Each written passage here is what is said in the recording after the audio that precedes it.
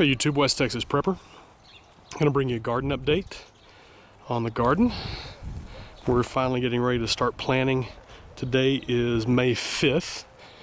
I've held off on planting anything because every time I get ready, think we're ready to go, we keep having late freezes. We actually had a freeze Thursday and Friday, got down to 20 in the mid 20s, 25, 24 degrees Thursday night and overnight Wednesday, and then overnight Thursday morning, Friday morning, dropped below freezing. So I'm glad I didn't have anything in the ground. Where I'm at right now with the garden, I have everything staked off. I got everything staked off today. You can see here, I have my pathways cut in, 2-foot paths, so I can get around and work. These stakes will probably come up once I get everything in. But I have a 30 by 45 foot garden.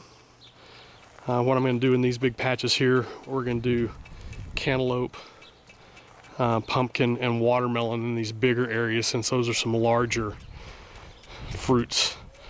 And kids wanted to grow some pumpkins to sell for Halloween this year, so I told them we'd put in a spot to do that. But you can see I've got everything staked off. The wider stakes here, that will be a bed, and then we have a path here.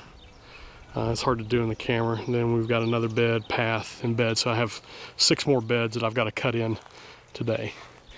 But this is just where we're at. Nice thing about this is I till down probably 8-10 inches.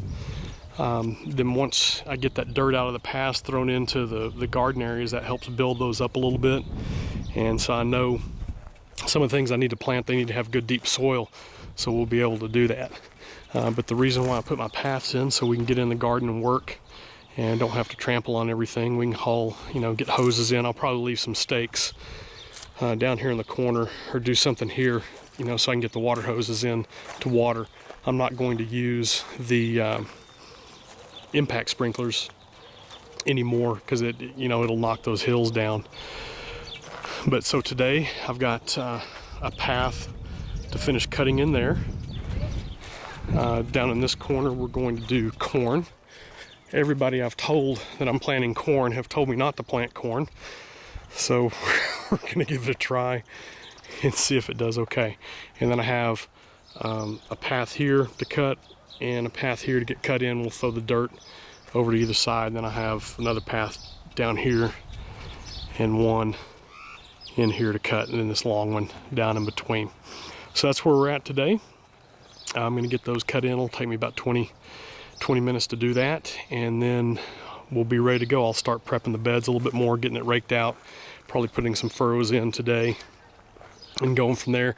We'll start planting next weekend. I'll get my seeds and stuff ordered Monday, and that should be in Thursday, Friday, and I think it'll take about 2 weeks to plant. We'll get the kids out here, and that'll be a fun project for them to do. But I'm very pleased. The ground is real fertile. Like I said, this old farmland hadn't been worked in years, and really looking forward to getting some stuff in. I think it'll pop up and get going pretty good now that we're supposed to have, I think we're done with the cold weather. Nights are even starting to get into the 50s and 60s, so that's real encouraging. But that's where we're at right now. Just thought I'd bring you an update, and I'll come back when I get all the paths finished and in, and we'll show you a final look before we start getting planting. All right, thanks YouTube. Do what you can with what you have, where you're at.